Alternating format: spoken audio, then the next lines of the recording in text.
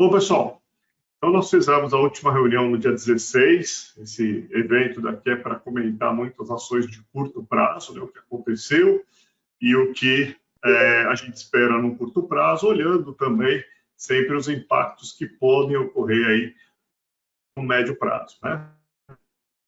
Então a gente sempre vai acompanhando. E aí, os cenários a gente vai fazer então uma revisãozinha, falando na última reunião, e depois a gente volta e vamos entrar na plataforma e olhar o que a gente está prevendo para frente, ok? Então, eu vou compartilhar aqui minha tela para vocês poderem ir dando uma olhada. Muito bem. Vamos lá, pessoal. Então, vamos olhar o cenário a partir do dia de hoje, né? A gente sempre revisa um pouquinho o que aconteceu na semana passada, nas últimas semanas, o que a gente viu e o que a gente conversou, né? Então, aqui está o modelo que a gente trabalha. Você tem aqui a nossa tela de tendência, né?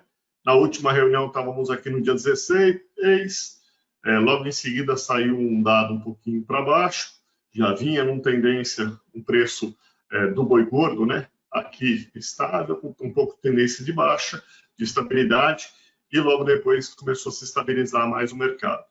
E aí nós temos um modelo de previsão, nesta data, dia 17, nós fizemos aqui uma previsão para frente o que iria acontecer. Essa previsão sempre é dotada aqui por esta linha principal, né, que é a linha azul aqui, é a projeção principal, mas ela sempre nos dá aqui uma banda de confiança para a gente poder trabalhar, porque é lógico que o cenário ele oscila e a gente precisa estar conectado. Então, aqui, a BMF nesse dia previa 286, né? A gente também estava com uma previsão aí próxima, aqui para esse final do ano, de 284, por aí, e ele começou a virar, caiu, né, forte, depois subiu mais um pouquinho para dentro da nossa tendência, voltou e caiu aqui, fechando aí em 282 o novembro, né? E agora ele está caminhando, a gente vai olhar isso, o que ele está prevendo a partir de agora, nesse modelo que a gente usa, né? Previsão do milho, nós conversamos também, novembro vinha prevendo um 82,43, quando a gente olha a nossa tendência, né? Lá no dia 13, a gente já estava em baixa, a gente vai olhar o que ele está falando para frente, mas a gente já estava tendendo um pouquinho mais para baixo, o mercado caiu um pouquinho, mas a nossa projeção aí, ela mudou um pouquinho, mas está por aqui, né? Prevendo um mês à frente, um mercado de 80, a gente sabe, conversamos na última reunião a respeito dos problemas da Ucrânia, com produção, a respeito dos problemas da Ucrânia e de clima, né? Então, isso trazia para frente um cenário com uma banda muito ampla de oscilação, um risco mais alto de oscilação. Quando a gente olha a soja, né? A gente também, no dia 13, aí estávamos com uma previsão para baixa, né? A bolsa americana havia subido bastante, ela tinha dado uma subida principalmente por causa dos Estados Unidos não, da relação Estados Unidos e China, que voltaram a comercializar e tende a se manter um mercado de maior comercialização entre eles, e isto traz uma pressão na bolsa americana, numa entre-safra, uma produção um pouco menor por causa do clima lá, então nós tivemos um pouco de pressão, e isso trouxe aí um cenário puxando a bolsa, mesmo com o dólar já caindo um pouco. A gente ainda prevê um cenário aí previa esse cenário para o próximo mês ainda com uma certa estabilidade, já ampliando um pouquinho a banda, mas no médio e longo prazo ele deve caminhar para um pouco mais de baixo aí, olhando um pouco mais para frente. Por enquanto, essa é a nossa tendência. Ok. Então, isso foi o que nós falamos na semana passada. Trouxemos um pouco dos inputs e a gente vai comentar um pouquinho sobre isso. Olhando o clima, né, que é um dos grandes problemas que a gente tem acompanhado, na última reunião a gente havia trazido já um cenário de boas chuvas, um plantio já terminado, concluído em muitas dessas regiões daqui, ele já está praticamente concluído, mas aqui para baixo, Mato Grosso do Sul, São Paulo, principalmente Paraná e Rio Grande do Sul, que tem uma relevância na produção de milho da primeira safrinha, estão sentindo muito. Quando a gente traz os últimos dias, os últimos 10 dias aqui, a gente vê que esse problema continuou, ou seja, quase 20 dias aqui com poucas chuvas nessas regiões, e essas regiões são produtoras importantes de milho. Isso traz mais tensão ao mercado, principalmente para a primeira safra do milho, aí, onde nós temos os Estados Unidos com menor produção, temos uma Ucrânia com problemas climáticos, reduzindo significativamente a produção, temos uma China comprando mais, e temos aqui um cenário Brasil, nas principais regiões da primeira safra, mais tenso. O mercado continua pressionado um pouquinho com baixa, principalmente por causa de câmbio, mas em termos de cenário produtivo, está vindo um cenário mais tenso no mercado. Ok? Muito bom. E a pecuária, né? O que está influenciando? Então, eu fiz uma pequena revisão aqui para a gente pensar um pouquinho o que vai afetar a gente aí nos próximos meses, quais são os impactos, o que vai trazer impacto aí para a gente começar a tomar decisões. Aqui eu trouxe um gráfico para vocês, que é a exportação versus o preço da arroba em dólar. Então, quando a gente olha esse lado do gráfico, nós temos a exportação média mensal, que é representado por estas barras. Essa linha aqui é uma média para mostrar aqui o que acontece, né? Então, 2007 uma exportação maior, depois caiu. Aí, em 2014 voltamos a exportar um pouco mais com o aumento da produção, caiu de novo. E agora o importante é observar aqui que nesse período todo a exportação batia aqui em volume de 130, 150, mas dificilmente, poucos momentos, rompeu isso. E aqui, a partir do momento da peste suína, nós começamos a ter mais exportação aqui, e aí esse impacto pode ser peste suína, é difícil de você detectar exatamente, mas a China é um grande responsável por essas importações, né? Então é importante a gente observar. Outro dado importante aqui, nós temos o preço deste lado, a arroba em dólar exportada, né? Quer dizer, quanto isso chega no porto da arroba brasileira, preço da tonelada transformado em arrobas, e aqui a arroba do boi em dólar. E a gente vê algumas coisas importantes aqui também. Uma diferença, óbvio, né? Tem que ter, porque a indústria processa, coloca isso no porto, tem um custo para fazer tudo isso, então ela tem que ter uma diferença entre o preço da fazenda e o preço da exportação. Mas o interessante aqui é que a hora que nós temos aumento de oferta, os preços ficaram por aqui, abaixo de 30 dólares.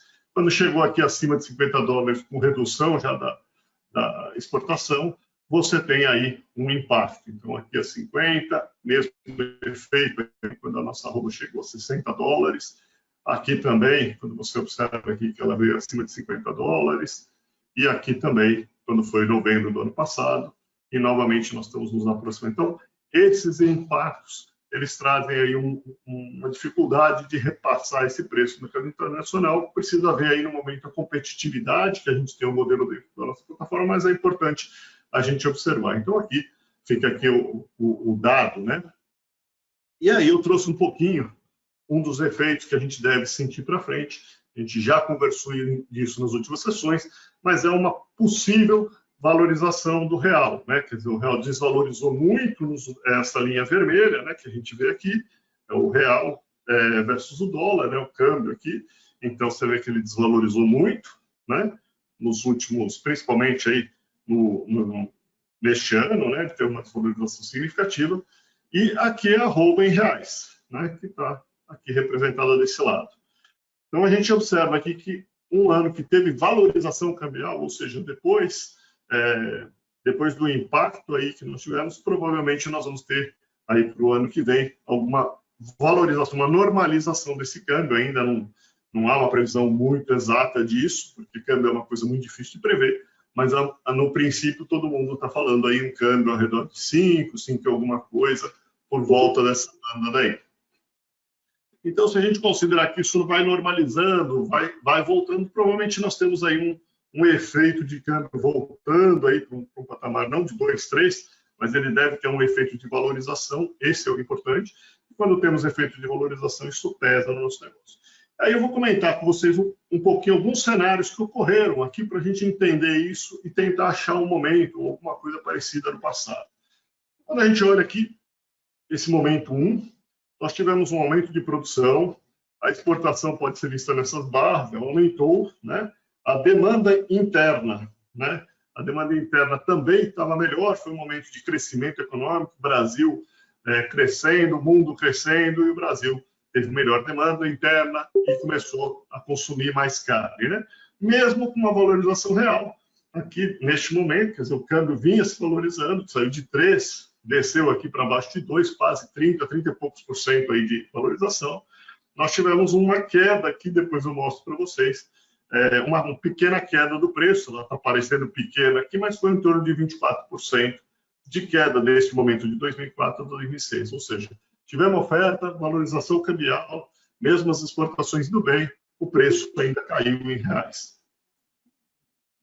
Logo em seguida, né, nós tivemos um segundo ponto, que foi aqui o momento 2, onde aí sim, a oferta se reduziu, ciclo pecuário, né, oferta se reduziu, exportação, normalmente, nos últimos anos, quando nós reduzimos a oferta, nós temos queda também de exportação. Então, você vê que as barras aqui começam a encolher.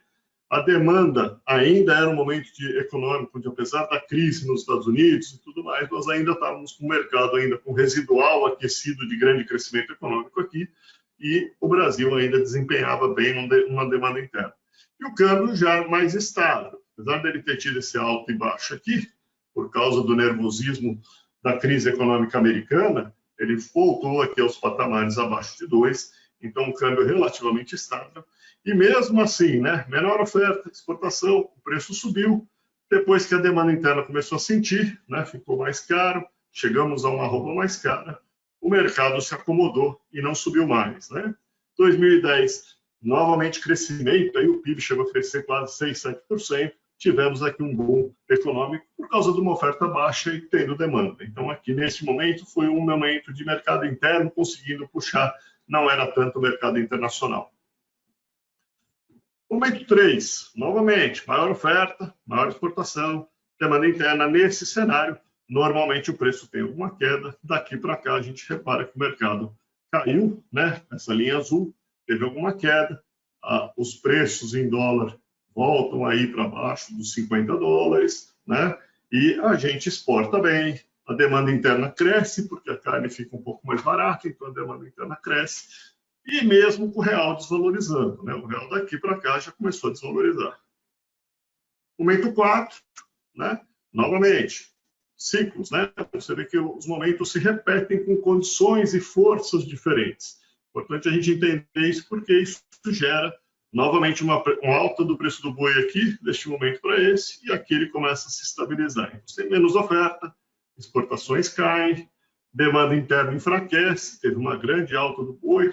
Quem estava no mercado aqui em 2015, 2016, sabe o quanto subiu o boi de 2013 para 2014. Né? Depois ele estabilizou, forte desvalorização do real, quer dizer, mesmo com a ajuda do câmbio para botar nossa carne aqui a patamares abaixo de 40, 50, a demanda interna, nesse caso, pesou. Nós perdemos em exportação, não havia uma demanda muito forte, perdemos em exportação. Momento 5, novamente, voltamos à oferta, voltamos à exportação com mais força, até aqui no momento, até a crise aí, peste suína, né? Demanda indo bem, demanda interna também se recuperando, o preço da carne caiu até 2017, depois ficou estável aqui por um grande tempo, mostrando aí um mercado recuperando, um ciclo normal, mas as exportações já começando a dar cara de maior volume. E aí nós aparecemos agora com o momento 6, né, que é o ano de 2020, onde nós estamos aí menos oferta, só que um cenário, primeiro, todos esses anos que você pode reparar que você tem menos oferta e mais exportação. Ou seja, você tirou produção do mercado e exportou mais, então você teve uma demanda externa, né, muito forte. Nesses outros cenários, onde você reduziu a oferta aqui e aqui, você vê que a exportação também caiu. É o primeiro ano que você tem isso, com uma desvalorização cambial que ajudou isso a manter essa alta forte, aqui, 2 anos de alta, com mais de 60%. O primeiro ano normal, se esperava esse ciclo. O segundo ano aqui é muito relacionado a essa questão de muita exportação, causada possivelmente por uma parte da peste suína, e um câmbio desvalorizando muito, né? Então, esses dois ajudaram a manter uma arroba Brasil com preços baixos para você poder exportar muito. Então, isso foi muito importante nesse momento, e por isso, provavelmente, um dos principais motivos aí das forças que estão presentes para tornar esse mercado tão forte neste ano. Se não tivesse essa desvalorização cambial, provavelmente a nossa demanda interna aqui já perdemos demanda interna, né? O consumidor interno não está aguentando pagar tanto essa carne, mas o chinês veio e comprou com esses preços baratos. Quando a gente começa a olhar para frente, a gente fala, bom, o que pode acontecer para frente, né? Quer dizer, o mercado se normalizando, a gente já conversou sobre dólar, a maioria das previsões prevê alguma valorização cambial. Nós devemos voltar a ter oferta, talvez não no começo do ano, mas para o meio do ano para frente começa o ciclo a se reverter, estaríamos aí, vocês viram aqui, momentos de reversão. Exportação, vamos ver como é que o mercado vai se comportar em relação à peste suína, né? A peste suína, não sei se vocês têm visto, mas na China tem voltado com muita força a produção e a gente até vimos notícias hoje aí de prédios de 13 andares produzindo suínos na China, né? Então, é um modelo diferente, é um modelo de rações, está gerando maior demanda por milho, a gente conversou sobre isso na semana passada, na outra reunião, mas isso daí está trazendo aí um novo mercado, uma nova reposição desse milho. Acredito que o chinês, pelo Brasil ter aproveitado esse momento para botar a carne bovina na mesa dos chineses, eles estão aí, começaram a saborear isso e gostar. Então, nós não devemos perder tudo isso, perder esse consumo, né? Uma parte desse consumo vai ficar, mas eles vão voltar a consumir a carne suína, que é a predileta deles, eles vão voltar a consumir. Então, nós vamos ter, no ano que vem, provavelmente menos pressão da peste suína na mesa, né? Começando a voltar a produção lá. Vamos ter um mercado com a exportação talvez crescendo, porque nós vamos ter volume, mas é muito provável, como aconteceu em todos esses anos de oferta, que o Brasil, que o frigorífico comece a repassar um pouco desta pressão. Normalmente, em anos de alta oferta, ele repassa essa pressão para o produtor e bota pressão na mesa do produtor. Então, a gente acredita que, como ocorreram em outros anos, né, você tem isso. Este ano daqui, praticamente, com essas condições, nós entramos em um ano muito parecido com este momento. Né? Primeiro ano que nós talvez tenhamos alguma valorização cambial, não posso dizer aqui, foi de 30% deste período até aqui, houve 30% de valorização cambial. E aqui a gente teve uma pequena queda normal dos ciclos, em torno de 20% no preço da arroba. Vou mostrar esse momento um pouquinho mais curto para vocês, então peguei esse momento e ampliei ele aqui nessa foto para vocês poderem ver. Então você tem aqui um câmbio, né, descendo de em menos de um ano aqui, ele desceu para 2 e pouco, né? Em um ano e pouco ele veio para próximo de 2, uma queda aí de 30 e poucos por cento, e a carne de 50, 60 reais, aqui, 60 e poucos reais, ela desceu rapidamente, em um ano, né? Ela voltou aqui próximo a agosto, setembro, ela caiu para próximo de 50 e pouco, então uns 20% de queda. Isso é normal em ciclos de oferta. A questão é quando ele aparece, quando a gente vê a entrada dele, quando isso ocorre na pressão. Mas ela veio junto com um momento parecido. Então, pode ser que os próximos anos a gente tenha algum tipo de queda na cotação do boi, o frigorífico conseguindo repassar isso para poder baixar a carne e botar essa carne para fora no mercado internacional. Como a gente vem com uma valorização cambial, né?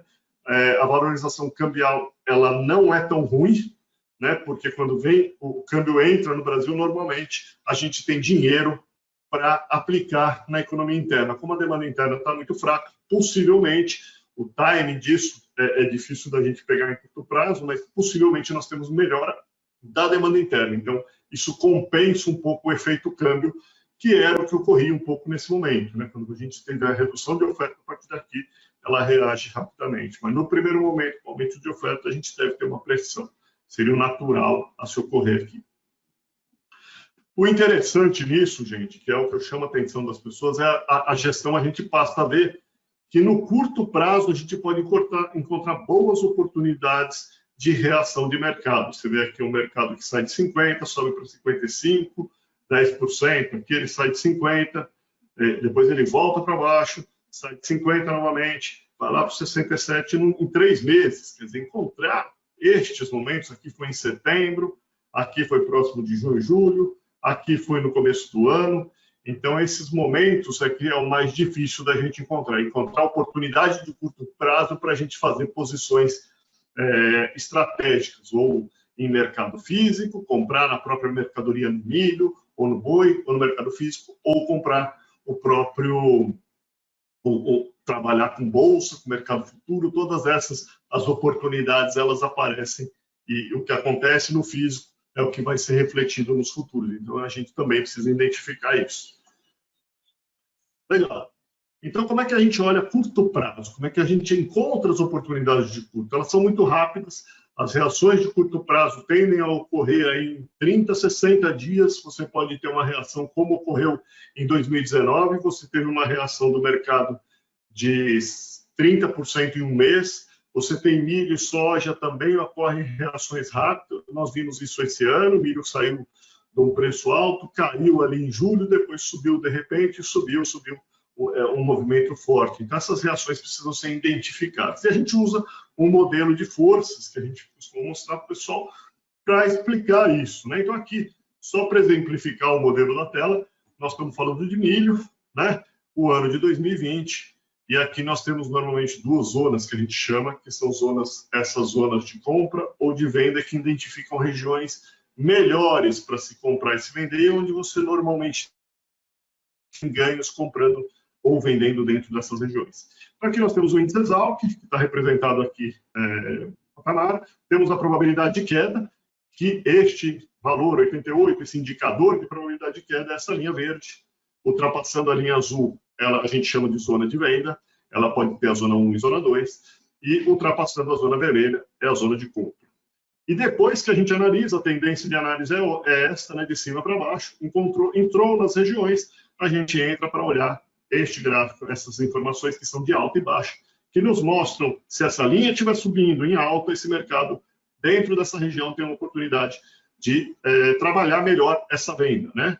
Ou se ela estiver caindo, aqui dentro dessa região, essa transição aqui, mudança de direção dessa linha, com cores mudando de baixa para alta, você também tem uma oportunidade para comprar, uma oportunidade para comprar. Então, aqui, cada uma dessas análises, você encostando aqui, você tem um histórico, uma análise histórica dessas zonas de compra ou zona de venda. Eu vou falar um pouquinho rápido para vocês a zona de venda, o que ela significa. Então, é quando esse indicador ultrapassa 75, no caso do milho, essa zona daqui seria essa linha, 75. Então, ultrapassou, nós estamos chegando nesse momento. Daqui para cá, o mercado subiu R$15 a saca, e a gente captura deste movimento, essa linha ultrapassando isso, quer dizer que você capturou 65% desse ganho, 9,8, é esse número daqui. Então, a alta que ocorreu, ela tende a capturar ou botar você nos 35% finais do movimento de alta. Então, pode ter um pouco mais, pode ser menos, você acompanha aqui embaixo para tomar uma decisão.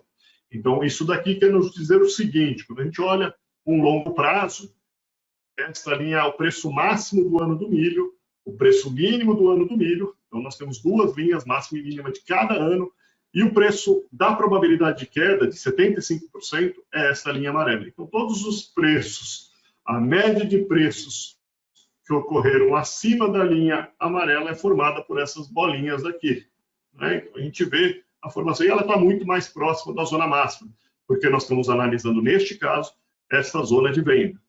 Então, o que ocorre? Você, ao trabalhar dentro dessa zona, ela oscila muito durante o ano, vocês vão ver, vocês viram isso ali atrás, pode aparecer uma, duas ou três oportunidades, mas ele está te colocando para você vender, no caso milho, se você estiver vendendo, nesta aqui, você não está vendendo na zona amarela, né, que seria a zona ruim para se vender. Então, você captura esse ganho da zona amarela. Isso você bota para dentro da sua porteira se você é um vendedor de milho, ok? O inverso na questão da compra, né? Mesma análise, você vê que tem oscilações dentro do ano, né?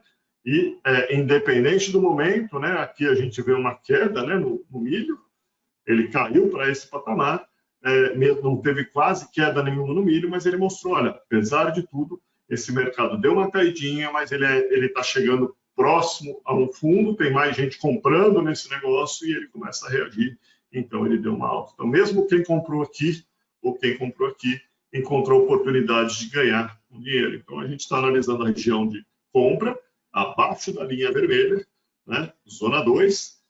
Se você comprar aqui, significa que você está comprando próximo à mínima do mercado. Você pode estar comprando aqui, pode estar comprando aqui. Aqui foi zona 1, né? Você poderia estar comprando aqui, fazendo uma média de preços, mas você está comprando no momento adequado, onde o mercado subiu R$ 33,00 e você, em média, nos últimos 12 anos que eu mostrei lá para vocês, você captura 80% do ganho, né? Então, você captura a alta, uma boa parte dessa alta, ou seja, R$ 26,00. Então, no caso de zona de venda, nós temos o mesmo gráfico, máximo e mínima, mas a bolinha amarela agora ela veio para o abaixo de 33%. Então, ela se aproxima das mínimas do mercado. Não é a mínima.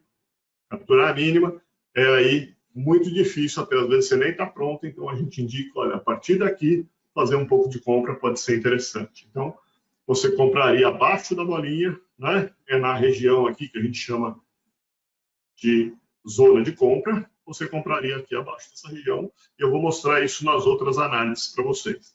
E você está capturando, ao comprar melhor, você deixou de comprar na região ruim, na região azul. Então, você caixa, e isso quando você compõe isso em boi, em milho, em soja, fazendo as suas estratégias durante o ano, você acaba capturando esse ganho de mercado para o seu negócio, né? Então, venda bem boi, compre bem milho, ou se você é vendedor de soja, venda bem a soja e não venda ela no momento ruim, né? Às vezes o mercado cai, você fica desesperado, e aquele momento é para comprar e você vende pelo desespero. Então, aqui ela te ajuda a tomar umas decisões melhores em termos de mercado. Então, aqui nós temos a plataforma AgroMove Premium, né, onde aí os clientes acessam. Existem outros modelos que estão saindo, mas nesse momento a gente está falando de plataforma AgroMove.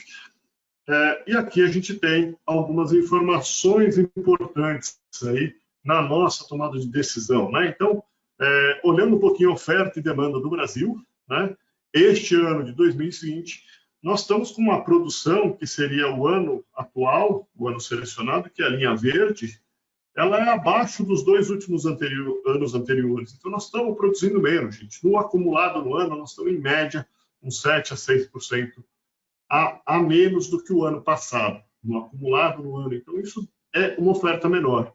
Independente, não é só a oferta que manda. Precisa o chinês estar comprando. Se o chinês sair da compra, essa oferta não vai ser tão interessante, né? Ele que está pagando bem, né? Então, a gente vê aqui neste ano, os preços subiram, né? O preço atual subiu bastante, mas sobre os 2 anos anteriores. Então, nós estamos com uma vantagem de preços aí para esse ano. Quando a gente olha aqui a exportação, né?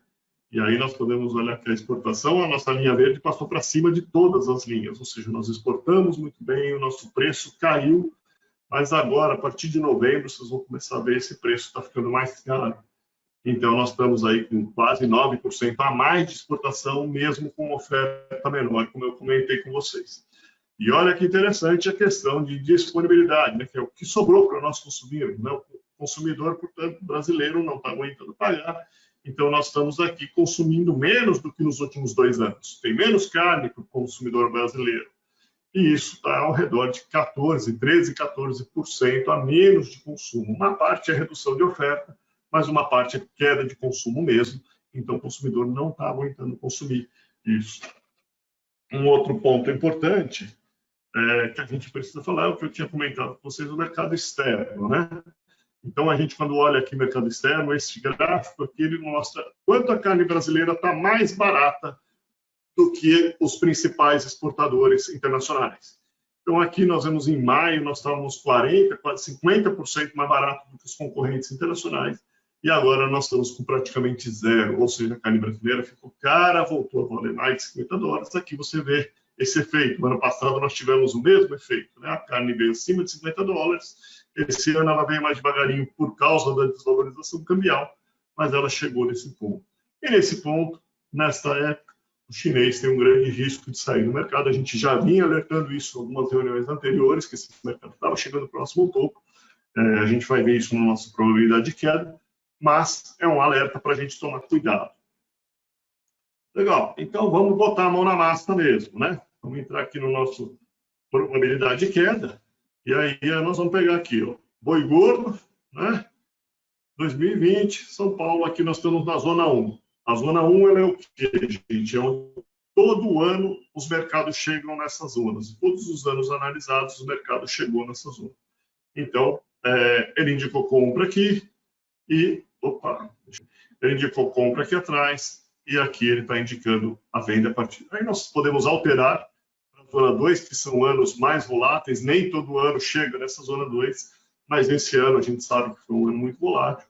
E ele bateu aqui e bateu aqui. Zona de venda.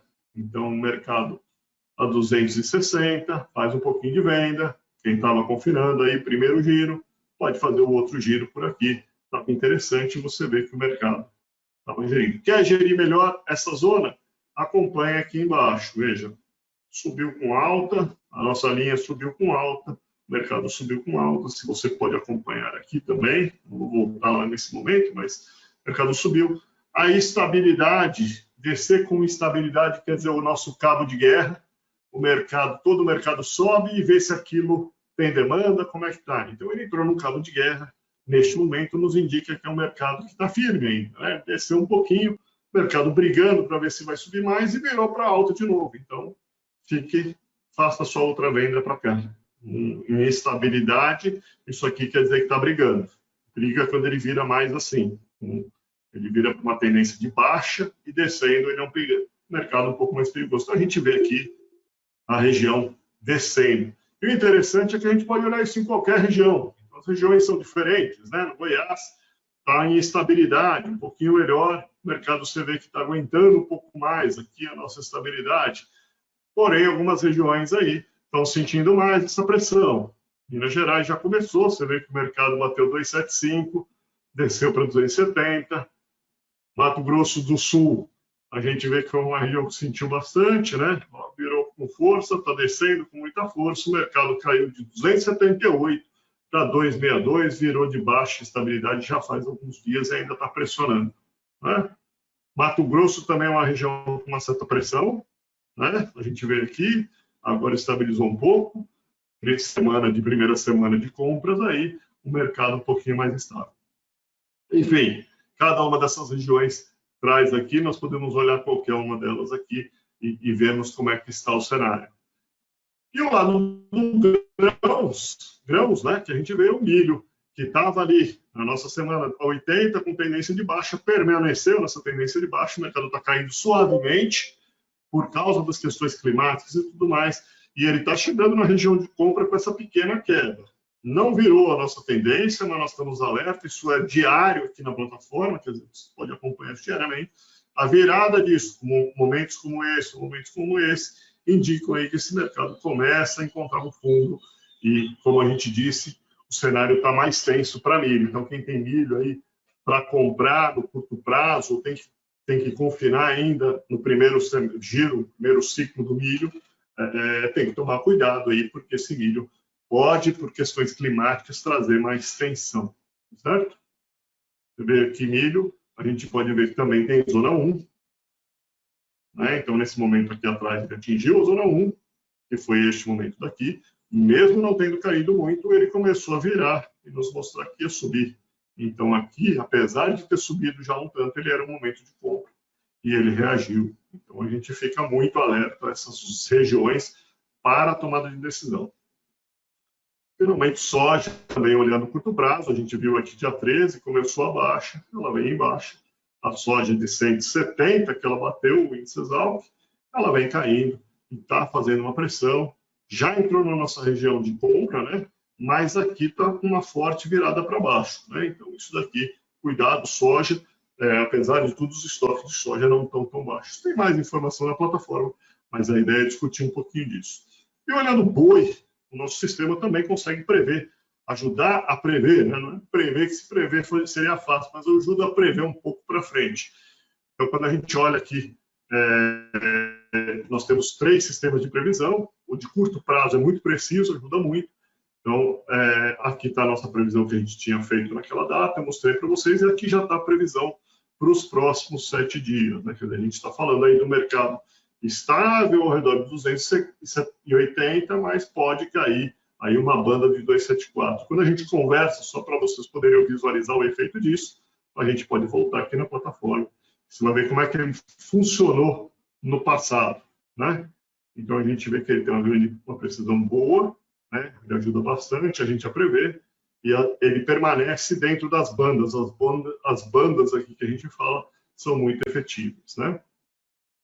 A gente pode falar num boi de 15 dias também, olhando para frente. Então, em 15 dias, ele prevê aí um pouco de enfraquecimento, e ali para o dia do dia 11 em diante, ele começa a achar seu fundo aí, provavelmente, mas ele pode vir até um 268 aí, né? Seria uma banda de confiança, só para a gente olhar como é que isso funciona, né? Então, olha lá, a gente consegue ter uma previsibilidade muito boa, né? Então, vou mostrar para vocês aqui, ó. Se a gente pegar até mesmo 30 dias, né, olhando 30 dias para frente, eu posso botar a banda aqui, você vai ver a previsão também se manteve dentro da nossa banda.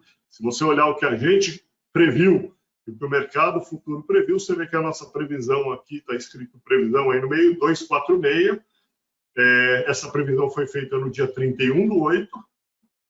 Aqui está o boi de maio, desculpa, gente, deixa eu botar o boi de outubro.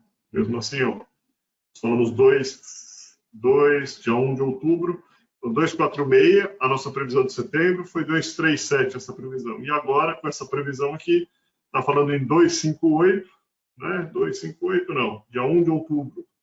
Aqui, 258 a gente estava prevendo já um mercado de 261, com possibilidade de chegar a 275. Então, ele dá uma segurança melhor para você poder trabalhar até mesmo em estratégias de futuros. Então, basicamente, essa semana seria isso, o que a gente tem para falar.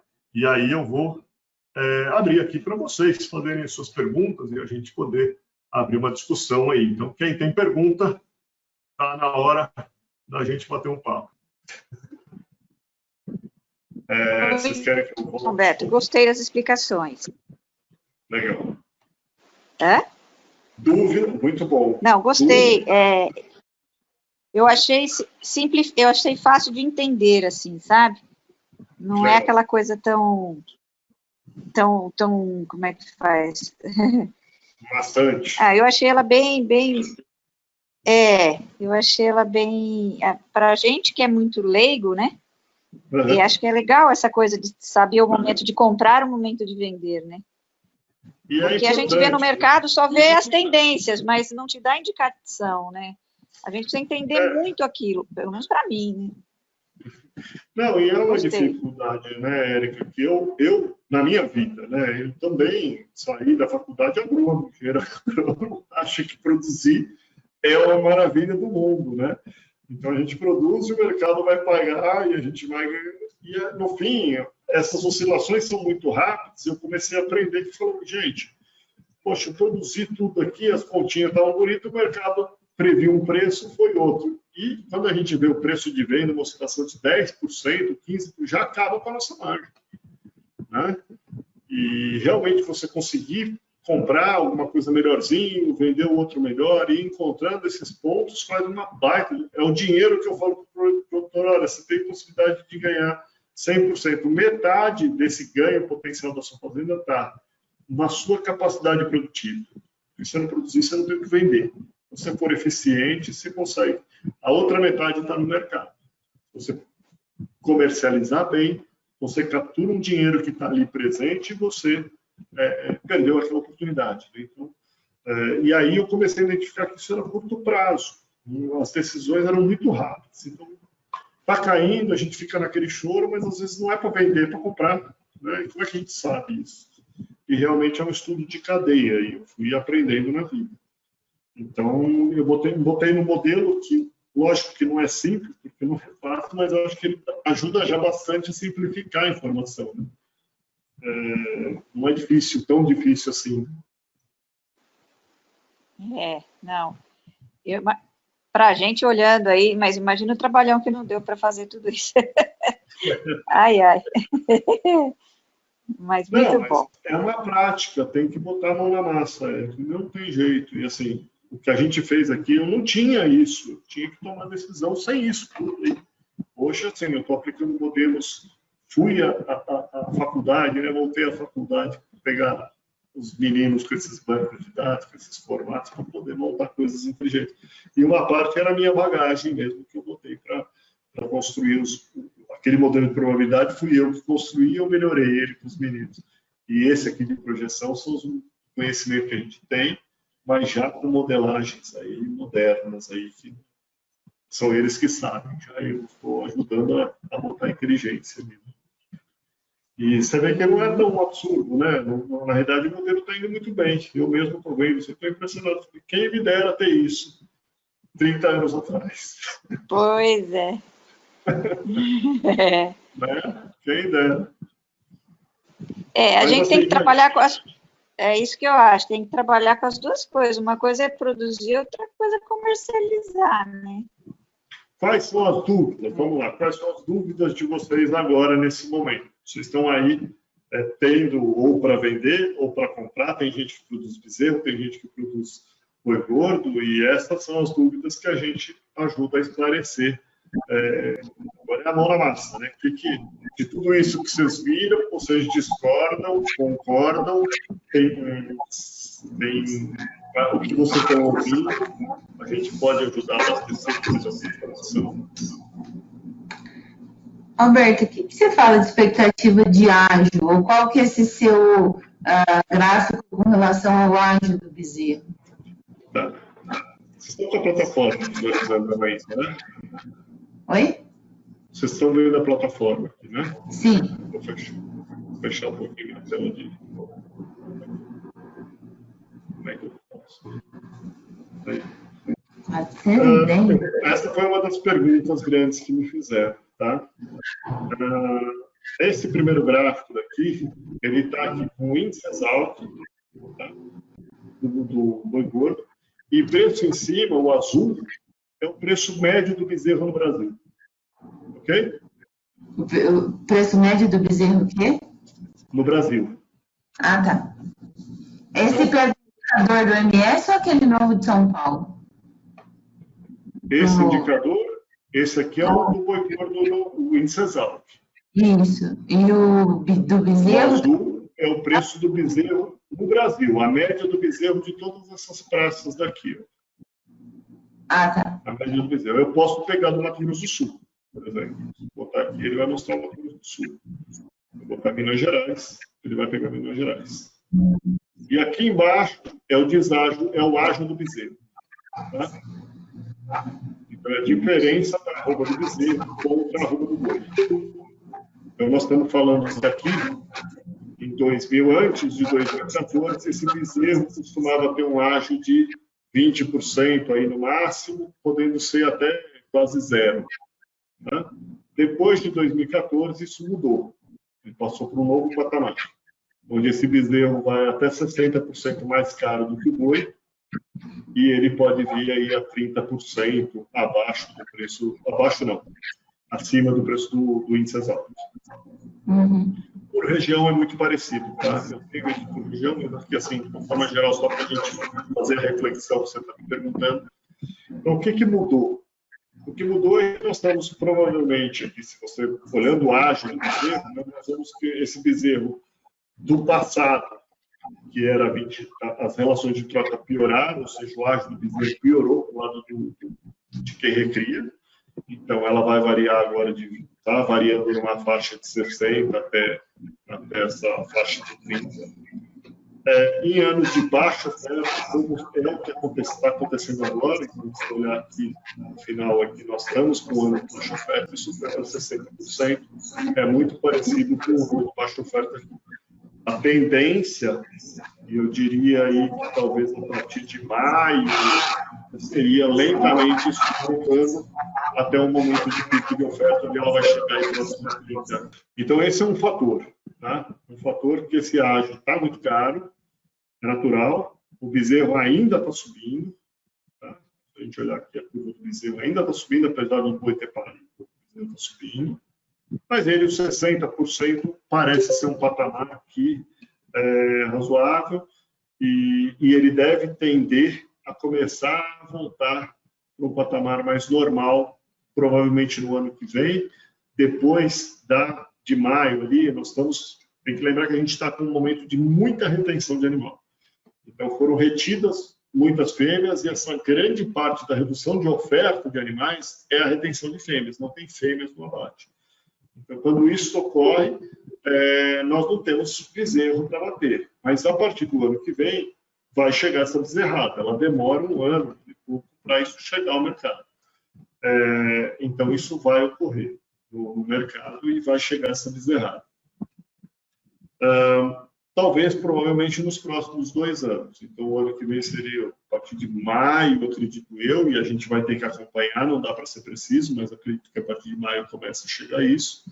E, em 2022, nós vamos ter aí uma grande oferta, assim, vamos falar, dessa bezerrada, dessas bezerras chegando com a cria tendo mais problema de margem e aí começando a matar vacas. Quando o preço do bezerro cai, o aumento da batida. Mas o patamar do ágio, ele não volta nos índices de 20%. Você acha que, não, acho que não.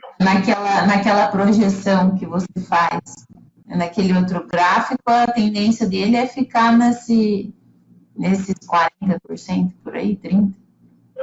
Eu acho que a faixa dele é de 30%, vamos dizer, essas linhas aqui, elas representam, deixa eu voltar um pouquinho, ela para 2014, tá? Porque aí ela vai capturar esse período, aqui mais ou menos. Ela pega esse novo período. A nova faixa, provavelmente, é essa daqui. Então, assim, uma faixa baixa seria próximo dos 30%, onde vai ter poucas vezes vai chegar a isso. Aqui fala que nesse período de 28 aqui, ele está falando, olha, menos de 10% das vezes atingiu abaixo de 28. E acima de 46 também não foi, foi menos de 10% das vezes ele ficou acima de 46, esse indicador de ágio. Então, assim, foi a 60? Foi, mas não foi o período todo. Na média, ficou entre 28 e 46, trabalhando, lógico, o ciclo, uma falha. Eu disse para vocês, as falhas elas ocorrem muito em curto período de tempo. Então, essas falhas pode ser que o boi sobe e aí esse deságio muda, mas no geral ela deve ficar nessa faixa de 30 a 46 nos próximos anos. Você vê que o grande período aqui, ó, é de 30 a 46. Alguns momentos ele sai fora, né? Mas no geral ele fica aí dentro dessa faixa. Então acho que ele volta para isso, tendendo, conforme aumenta a oferta, a vir para a faixa de baixo. Tá? Agora, a gente tem que lembrar, gente, e isso eu comentei na reunião anterior, que a gente tem que lembrar uma coisa que é importante. Por que mudou essa zona de compra, essa relação de troca, esse ágio mudou? E aí existe um fator que é importante, que é o quê? Nos Estados Unidos, eu estava falando que o pessoal teve, também ocorreu isso. Né? Quando a gente começa a pressionar a cria, vamos chamar assim, nós começamos a pressionar porque as terras não dá mais para abrir, o rebanho começa a parar de crescer, então nós temos que melhorar a eficiência da cria, e a eficiência era muito baixa, apesar de a gente ter melhorado a produtividade, nós estamos desmamando mais bezerros por ano por vaca, mas nós não temos mais crescimento de rebanho, o rebanho não está mais crescendo, né? Está crescendo menos, ele está começando a diminuir a velocidade com que ele cresce. Então nós vamos ter por esse lado uma pressão. E a vaca, naturalmente, ela não dá mais do que um bezerro por ano. O máximo que ela conseguiria fazer é um bezerro por ano. Então, isso é uma questão produtiva, né? Então, nos Estados Unidos, por exemplo, na década de 70 e dali para frente, nós tivemos redução de rebanho. Então, os dados de 2000 e pouco, eu acho, 2010, se não me engano, nós tivemos redução de 30% do rebanho de animais, de produção, né, de vacas. Só que a produção de carne nos Estados Unidos aumentou. É maior do que, né, anteriormente. Como que eles fizeram isso? Aumentando a eficiência pós-cria, né? Então, a cria melhorou sua eficiência produtiva, mas mesmo assim o rebanho caiu e a oferta de animais caiu. Mas nós tivemos uma melhora na eficiência, um aumento no peso, no ganho dos animais, uma melhora de genética, uma melhora de rebanho, que permitiu com que, vamos dizer, essa relação de troca, o bezerro ficou mais caro, passou a representar mais do custo total do animal, mas, como eu ganhei muita eficiência produtiva, eu consegui diluir um pouco, uma parte desse ganho, permitindo que o preço do bezerro passasse a representar mais. Então, o limite desse ágio do bezerro vai estar ligado à capacidade produtiva com que a gente consegue fazer no pós-cria, né? Então, se a gente ainda tem gaps de produtividade, podemos aumentar a produtividade pós-cria. E essa produtividade pós-cria que vai permitir que o bezerro suba um pouco mais nos próximos anos. Mas, mesmo assim, o ciclo vai existir, não vai deixar de existir. O que acontece é que o bezerro vai passar a representar mais. E você ser um bom comprador de bezerro, saber montar estratégias de bezerro, e às vezes essas estratégias não são de curtíssimo prazo, são de longo, de médio prazo, né? Quer dizer, eu estou num ciclo de baixa, o que eu posso fazer? Né? Eu estou com excesso de oferta, deve entrar no outro ciclo, como é que eu posso aproveitar? Ou estou no ciclo de alta, como é que eu posso aproveitar? E hoje mesmo eu tive uma pergunta, né, de um produtor, ele me falou, poxa, mas o bezerro vai continuar subindo, tá caro? Eu falei, tá. Então eu vou mostrar para vocês a mesma tela que eu mostrei para ele. Eu sei que nem todo mundo usa o mercado futuro, mas eu aprendi a usar porque ele às vezes traz oportunidades. E aqui, ó, é o preço de maio. O boi magro, ele normalmente fica de 5% a 10% acima do preço do boi gordo, né? Do índice Exalc, que em várias regiões a gente tem esse índice, em várias regiões lá também. É de 5 a 10. Um boi magro, eu conseguiria comprar hoje, travar na bolsa, o boi magro que a R$ 258, 5% acima, sei lá, daria R$ 260. Será que eu consigo produzir um bezerro que eu compro ele a R$ 450 arroba, e trazer ele para esse patamar de preço do boi magro daqui 6 meses? Se eu não consigo, é melhor eu comprar a bolsa. Se eu consigo, ok. Deu para entender? Agora ficou todo mundo mudo. Peraí que eu perdi um pouco a explicação. Você falou dos 400 e pouco em maio. Vamos falar, o preço do bezerro hoje está 400, 450 reais uma arroba do bezerro, tá certo? Se eu comprar um bezerro hoje a esse preço, 450 reais por arroba, e eu em maio, eu tenho um boi, o boi gordo aqui, eu travo esse preço na bolsa, hoje é 258 reais em maio, eu posso comprar essa arroba. Eu vou lá e compro o bolso. Se eu comprar esse preço, quer dizer que um boi magro de 12 arrobas, ele custa de 0 até 10% mais caro do que um boi gordo. Então, quer dizer que esse boi daqui estaria de 260 até uns 265, 70 reais no máximo. Esse bezerro de 450, se eu botar ele no meu sistema produtivo, os custos que eu tenho para produzir ele numa recria, eu consigo que ele seja mais barato do que esse boi daqui em maio.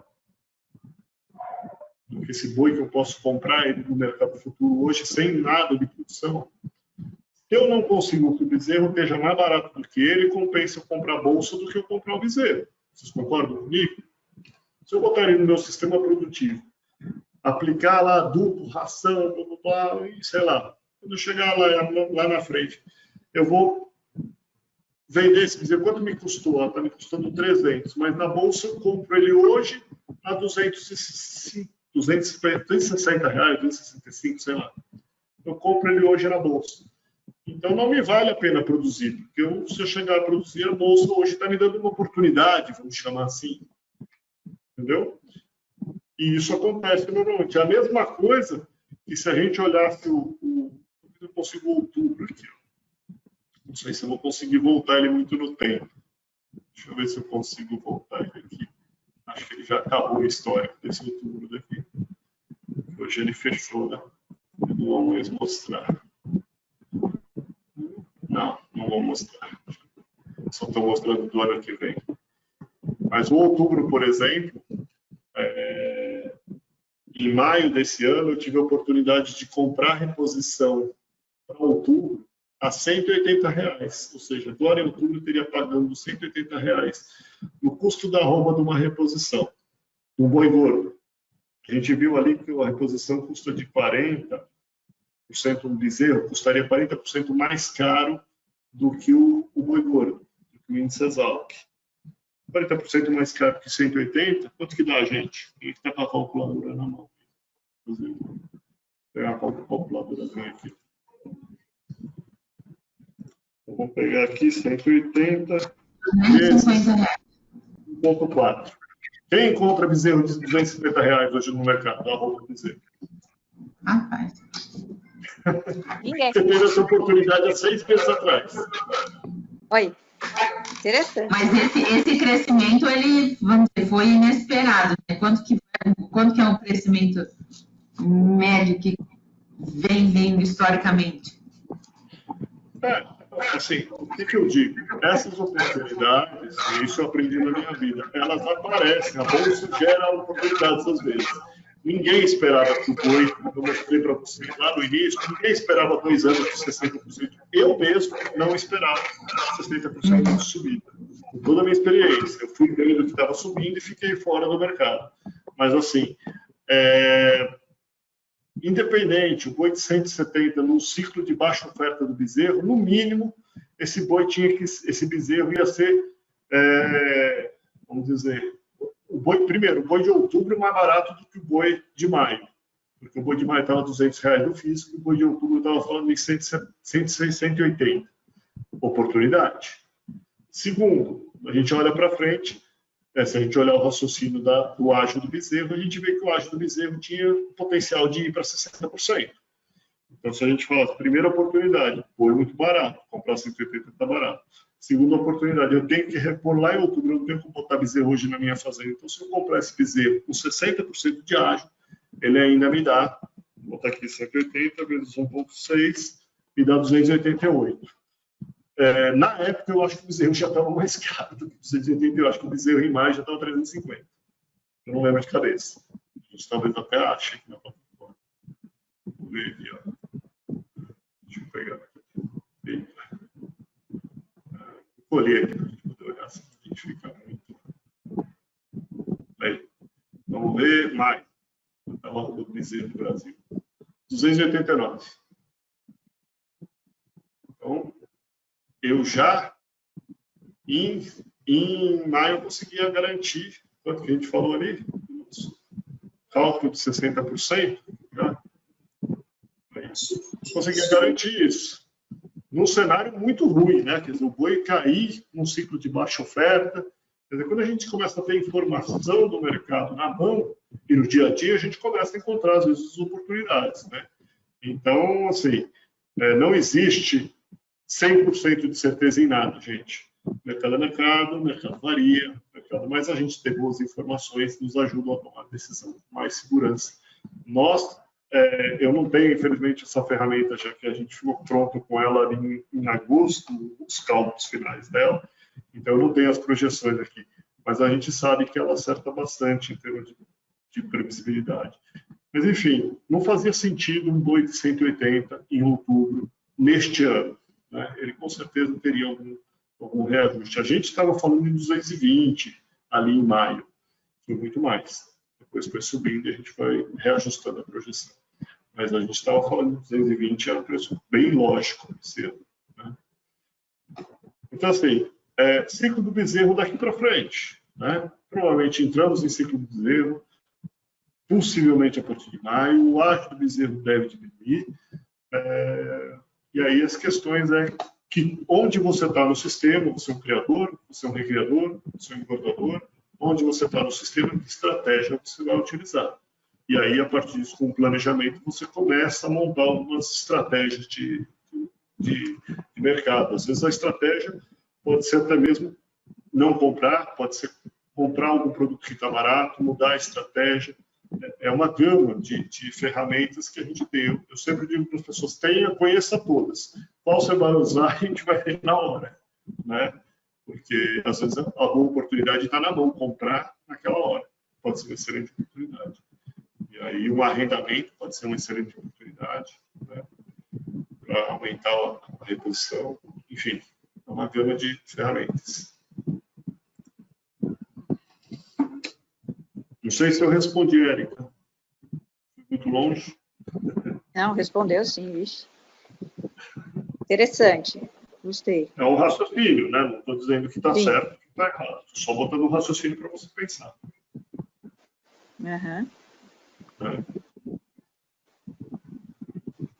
Mas acho que o bezerro, mesmo vindo o ciclo, esse ciclo que virá aí com a retenção das matrizes, eu acho que o bezerro não vai cair a níveis de antigamente, né? Não. Acredito que não. Normalmente, se a gente olhar o ciclo aqui mesmo, do bezerro de longo prazo, ele cai, é o que eu falei para você, o boi, né? O boi cai, o boi costuma subir mais do que ele cai. Ele sobe 30 e cai 15. Aí ele sobe mais 30. Os grandes ciclos aí de picos de alta são de 40% a 60%. E as grandes quedas de 25%. Então ele sempre está fazendo esse movimento. Mas quando a gente olha o curto espaço, e a gente não lida com 7 anos, né? A gente lida com um ano. A gente quer fechar dinheiro no ano. Não um grande ciclo, a gente quer também. Mas existe um pensamento de longo e um pensamento de curto. O bom gestor trabalha bem o curto, trabalha bem a estratégia de longo. Que a gente costuma falar. Então, saiba aproveitar o curto, saiba lidar com os ciclos, os momentos e com as forças que estão vindo no mercado, mas também tem uma estratégia de longo. Muito bom. Vou botar para pensar mais um pouco. Junto na calculadora. A verdade é assim, eu acho que é gestão mesmo. Né? Cada ano é um ano, cada ano a gente muda, e depois faz um planejamento, e depois do planejamento a gente testa no curto e faz a gestão. O que eu previ, o que eu falei, está acontecendo ou não está? Se está indo para o lado contrário, o que eu errei? Como é que eu mudo minha estratégia? O que eu tenho que mudar na minha estratégia inicial? O Covid ninguém previu, né? Então, a partir do momento que ele aconteceu, o que ele mudou no mercado? A gente entendendo o que ele mudou, o que ele vai afetar, a gente começa a montar uma nova estratégia. E aí é uma nova estratégia. E identificar as oportunidades, tem que prestar atenção mesmo. Identificar a oportunidade. Ótimo. Tem mais aí, mulherada? Faz pergunta aí. Ouço que essa mulherada um monte de pergunta, agora estou quietinha, refletindo aí com a mão na calculadora, pelo jeito. Pois é, exatamente isso.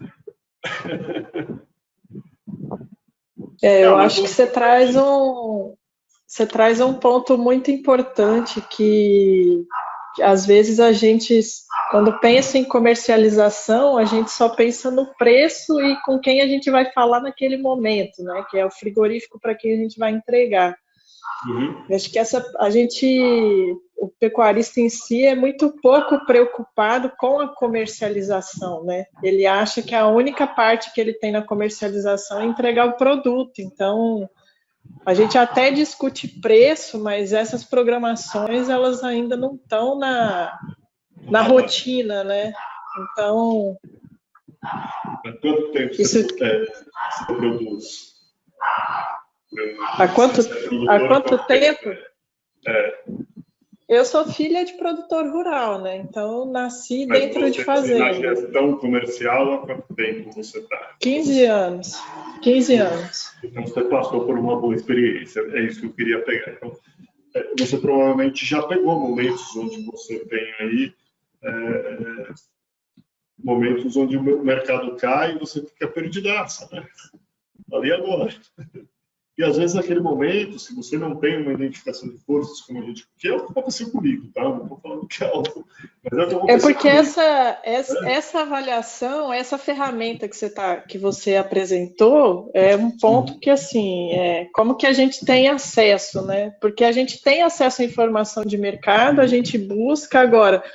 juntar tudo que a gente vê para conseguir tomar a decisão é muito complicado.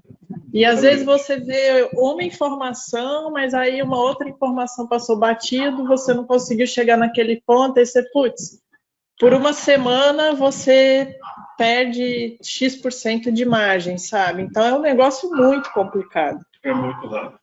E realmente, assim, eu concordo plenamente, é uma das minhas dificuldades quando eu realmente não tinha ferramenta nenhuma, né?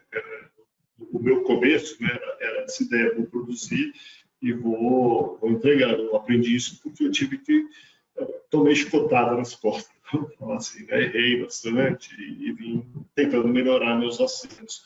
E uma das coisas que eu percebi, Renato, e eu acredito que é o que acontece com você, por isso eu te perguntei a experiência que você tinha, que é uma das que acontecia comigo, é justamente isso. Né? Quer dizer, a gente tem, mesmo eu, hoje, apesar da minha experiência toda, a minha intuição às vezes erra contra a ferramenta. Porque a ferramenta ela é fria. Né? Então eu quis criar alguma coisa que tirava o meu lado emocional. Porque eu leio notícia. E às vezes a notícia que eu estou lendo, ela não tem a força que eu estou pensando sobre o impacto. E a gente é bombardeado de notícias hoje. Então, uma gama de notícias sem dados. É um cara que está com sentimento, escreveu um negócio e aí ele não bota os dados porque ele chegou naquilo. Ele fez uma... E não tem o conjunto de forças, que eu chamo que é mais importante do que a força, é o conjunto delas. E aí, nisso, eu também tomei decisões, você fica nervoso, você ouve que é a China, ouve que é o dólar, ouve o outro, e não consegue compilar isso num conjunto de forças, então fica mais difícil. Então, o que a gente fez foi justamente tirar um pouco dessa intuição. É perfeito? Não. Você viu que eu dei um abano de confiança. Ela não é perfeita. Ela me dá uma situação, uma ideia mais assertiva, dada uma gama de dados estatísticos e uma gama de forças. Ela me ajuda a tomar. O próprio mercado futuro, que muita gente fala, o mercado futuro está falando, é uma péssima ferramenta de previsão de preço. Na minha experiência, eu vi isso. Eu acho que ela é uma excelente ferramenta de oportunidade, porque do mesmo jeito que ela gera oportunidade. Então, se ela exagera para baixo errando, eu sou comprador. Eu tenho que saber, como gestor, se aquilo está errando. E se ela erra para cima, eu também tenho que identificar quando é que eu devo vender, porque ela está exagerando. Então, ela é uma excelente ferramenta para eu fazer minhas posições de defesa, né, de mercado, porque ela erra. E ela é boa para isso. Agora, como é que eu identifico o erro? Como é que eu me aproveito do erro? E aí tem uma gama de passos de gestão. E aí é você ter seus números, ter uma projeção, o que é bom, o que é ruim. Ninguém sabe o que é bom. Você pergunta para o produtor o que é bom para você. Tá bom, é 300? Tá bom, chegou a 300. E agora, é bom? Não, agora não é bom de novo. Agora eu quero 400. Então, é assim que funciona. E aí são bombardeados por notícias. Então, a gente ter essa... Como é que a gente diz? Ter coisas frias no salão que nos dão uma informação, olha, está próximo do pico, toma cuidado, né? Não seja bom vender, não especule demais, né? Nos ajudam a pensar. Eu sei que é difícil, e mesmo assim a ferramenta não é perfeita, não posso falar para vocês 100%, ela tem uma grande assertividade, porque a gente testou isso, e eu botei aquela tela de uma bagagem de erros e acertos e fiquei olhando isso para montar os modelos. Então, ela tem uma boa assertividade e nos ajuda a encontrar pontos. Eu acho que isso é interessante. Né? Acho que alguém perguntou de acesso, isso é uma assinatura. Isso aqui. Eu estou saindo com alguns outros modelos mais simples. Né? Depende do que cada um pode. Então, o objetivo aqui é realmente ajudar a tomar decisões. Né? Então, aqui nós estamos fazendo uma reunião, esse tipo de reunião que nós estamos fazendo aqui é uma reunião que eu faço quinzenal. Com os assinantes. Eu enviei, estou convidando pessoas para começar a conhecer, mas a gente faz aqui, em 15 dias a gente vai repetir.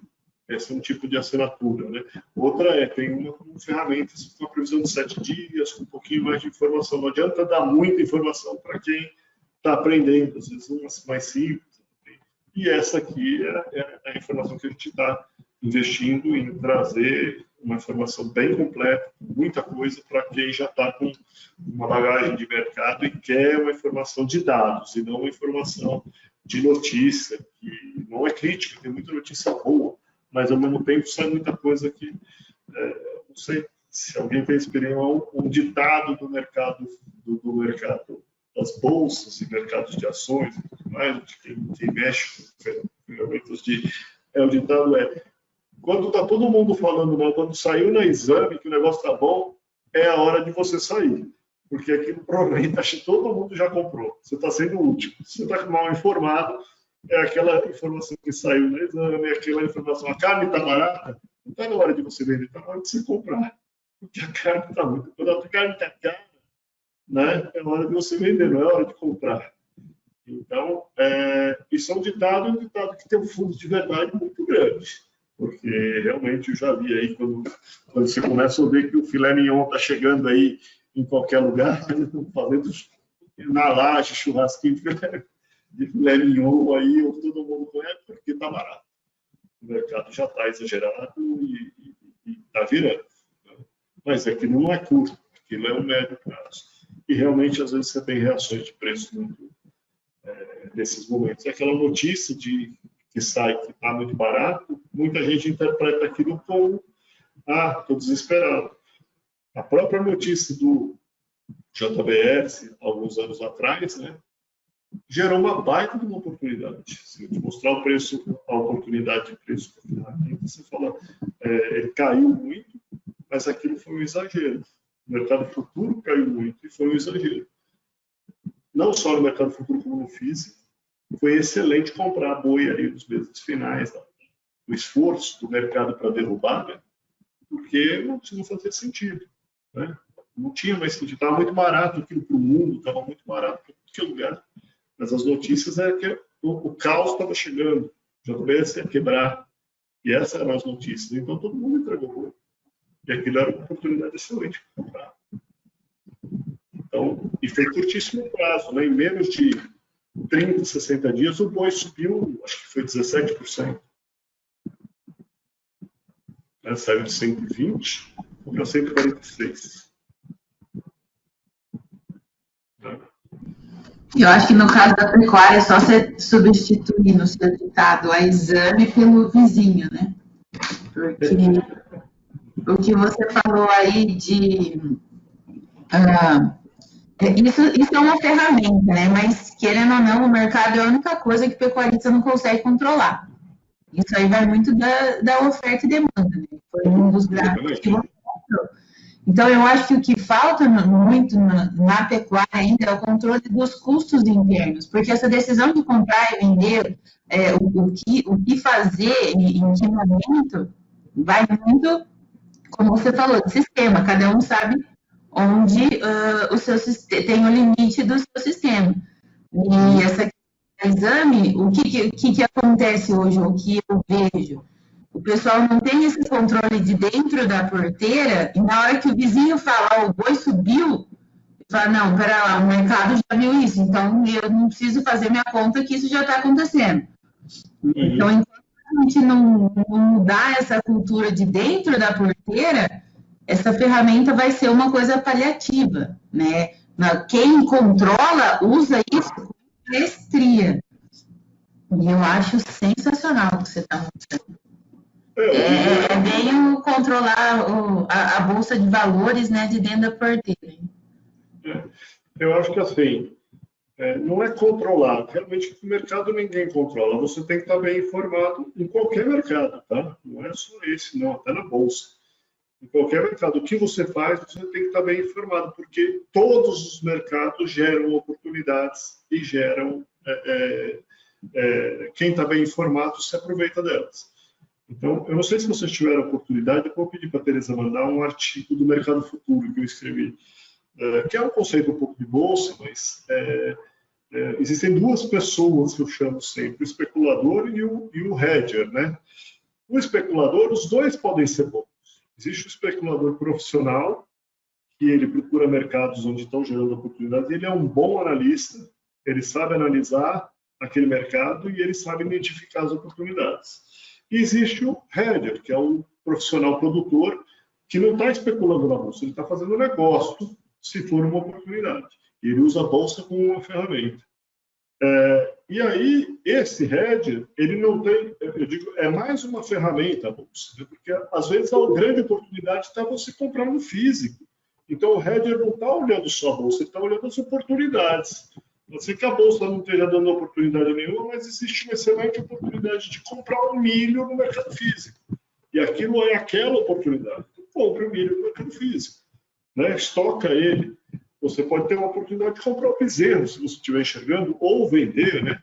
Então, se você entende o mercado, e aí o hedger, que a gente chama, ele é um profissional do mercado. Ele tem que entender bem o setor dele e usar essas oportunidades que ele identifica para comprar físico ou comprar futuro, tanto faz. Ele precisa identificar a informação. Você tem boa informação, você identifica e você começa a tomar decisão. Agora, você não tem informação nenhuma e fica à mercê das notícias que aparecem, você tem um grande risco de ser influenciado pela rede, né? E aí, esses dias eu costumo sempre fazer uma pesquisa com as pessoas, né? E eu já pesquisei mais de 500 pessoas aí que a gente manda as pesquisas. Você pergunta, você usa alguma notícia? Alguma ferramenta? A maioria usa ferramentas de cotação de mercado, só cotação. E você consegue tomar uma decisão boa de compra e venda? A maioria não consegue, porque a cotação não é uma análise, né? É só uma cotação. Ou ler notícias agrícolas, não é crítica, porque eu acho que tem excelentes artigos aqui, não compila as informações como um todo, né? Que eu acho que esse é o mercado. O mercado é uma gama de forças, a gente tem que interpretar ali como é que isso está influenciando. Acho que esse é o segredo, para ganhar essa segunda parte do dinheiro no nosso negócio. E aí você fala controle de custos. Eu concordo com você, mas eu mostro que as pessoas... depende um pouco do sistema que você está. Se você está na recria, na engorda, a recria, 50% do seu custo é o próprio bezerro ou a sua reposição, pelo menos. Se você estiver no confinamento, você já vai ter aí 70% da sua reposição e você vai ter aí 20 a 25% de custo de ração. E aí ração é milho e soja, os outros são muito pouco. Então, você ser gestor disso, veja que isso aqui, esses 3 itens, você está comprando no mercado. Você não tem influência nenhuma se você comprou um bom animal ou não, pagou mais caro ou não, você não tem. Você vai conseguir aproveitar o momento do mercado. É uma ferramenta, mas se você errar aqui, você perde.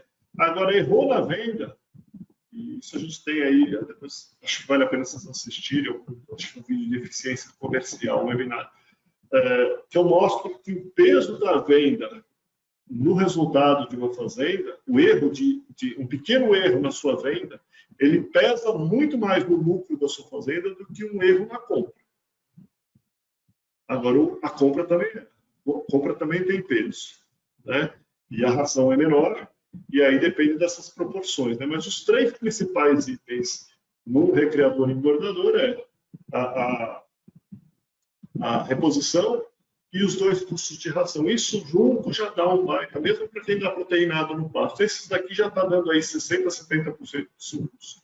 Se você errou nisso fora da porteira, dificilmente você vai ter que conseguir compor isso se o boi não subir numa boa venda.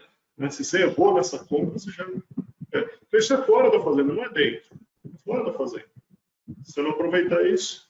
E na cria, é a venda da vaca e do bezerro no mercado bem feito, porque ele não compra, né? A cria é muito produção interna. Então, se ela erra na venda, ela acaba tendo um problema. E a cria tem um custo proporcional fixo maior do que o custo variável que esses outros sistemas têm. Então, se você errar na venda, ela pesa muito porque você tem um custo fixo alto.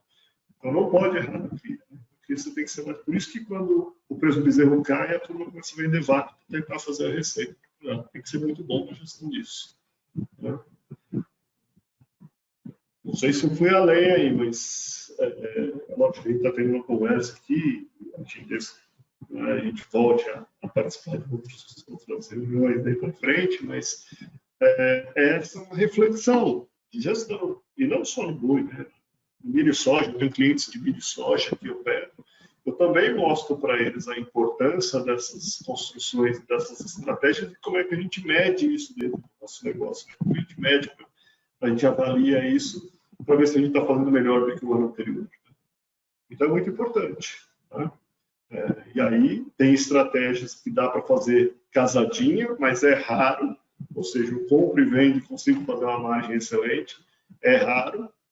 Normalmente as boas estratégias elas são um pouco abertas, você vai comprar no momento e vender no outro momento, você não vai conseguir fazer ela casadinha. E você vê isso esse ano, para quem comprou reposição em aberto, daí um baita de uma reposição barata, mesmo ela estando cara ali em maio, ela foi barata, né? E vendeu o boi em aberto, né? E agora estamos olhando para frente, né? que será que é melhor? Vender o boi em aberto, esperar ver se a negociação cai, ou comprar o boi de maio, né? São decisões que a gente tem que ir tomando. Então, assim, eu acho que as ferramentas ajudam. E a gente tem que se profissionalizar muito, como você disse. São ferramentas que eu não tinha, eu tive que criar. Mas eu acho que hoje começam a existir muito entendimento. A inteligência começa a chegar ao mercado. E essa é os 50% que estão no potencial da sua fazenda e você não está botando para dentro da sua porteira. Você está olhando a produção e não está olhando esse lado.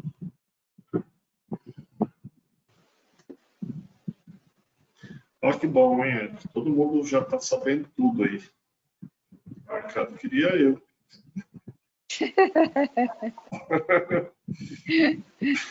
Tá todo mundo pensativo. Acho que vai refletir um pouco para ir para casa e dormir. Amanhã vai ver como é que vai ter que trabalhar. Boa noite. Boa noite. Tudo bom, Presida? Oi, Andréa, tudo bom? Tudo bem? Olha, eu perdi grande parte porque eu estava numa reunião, mas eu não ia deixar de entrar. E eu vejo o quanto que a gente tem a amadurecer em termos de dados, né? Eu estive no encontro da Scott na sexta-feira e estou aqui preparando um material sobre as perspectivas e, Alberto, não sei se você sabe, mas diferente das meninas, eu olho muito mais para o varejo.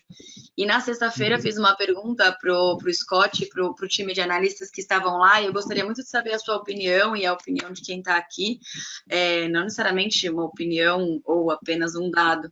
E eu perguntei assim, né, o que a gente pode esperar para o varejo no primeiro e segundo trimestre do ano que vem, considerando que a gente sabe que o voucher Corona está acabando, a gente sabe que uma grande injeção no consumo do mercado doméstico de carne foi por conta de uma injeção de caixa na população, e aí eu fiz a pergunta o que esperar, e o Luciano da Esfrigol respondeu que o repasse para o varejo não foi feito, em termos do que aumentou. E eu estou com o outro lado, né? Eu estou com o lado com todos os empresários do varejo arrancando os cabelos, porque a carne, além de estar mais cara, está escassa em vários estados, né? E aí eu quero perguntar para você, Alberto, o que você vê para o varejo, já que, segundo o Luciano, o repasse não foi feito, mas do lado do varejo a gente tem uma dificuldade para conseguir carne e uma dificuldade de conseguir carne num custo que a população esteja com poder aquisitivo para comprar. E eu não estou defendendo ou dizendo que é certo ou errado repassar, eu só quero saber a sua opinião sobre isso, porque para mim, se não passar, alguém vai pagar essa conta, então tem que passar, na minha opinião. O que você espera para o varejo do mercado doméstico para o ano que vem, considerando tudo isso que a gente viu, que não tem perspectiva de baixa tão cedo? Muito boa pergunta, André. Realmente assim, você pode olhar isso por um lado do que acontece normalmente, né, no mercado, e olhar isso com um novo mercado que é a China comprando muito, né? Então você tem que estar competitivo para a China.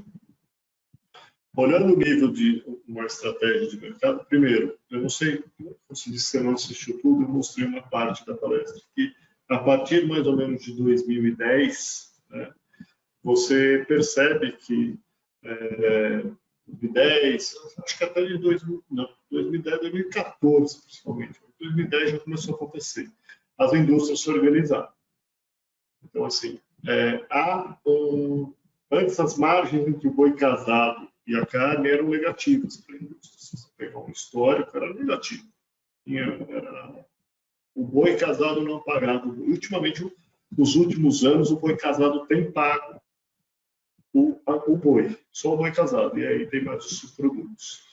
Então, assim, a margem geral, né, da indústria melhorou nos últimos anos. É lógico que ela tem mais e menos. Em momentos de oferta, é o que eu falei um pouco, provavelmente eles vão, se a gente começar a ter mais oferta, você vai, primeiro semestre eu acredito que ainda a oferta é enxuta, mas segundo semestre em diante, quando começar a aparecer mais vaca para abate, você começa a ter mais oferta e é uma carne mais barata. Isso vai ser pressionado em cima do do pecuarista. Vai vir uma pressão para tentar baixar. Normalmente, nos históricos de preço, você tem nesses ciclos de maior oferta, durante o período aí, 1 ano e meio, 2 anos, uma queda aí de 20%. Mas, de qualquer jeito, você deve ter uma pressão, então, vindo em cima do produtor, porque você vai ter mais oferta. Isso seria o natural. Você tem o efeito demanda, né, que é o que pouca gente analisa. A demanda interna, eu mostrei aqui também que houve uma queda muito significativa. Então, não é só, se você olhar, nós tivemos, por causa do câmbio, uma competitividade da nossa carne até esses preços altíssimos que nós estamos aí. Mas o mercado interno não aguentou pagar. A queda de consumo interno foi de 14%. É uma queda grande historicamente até.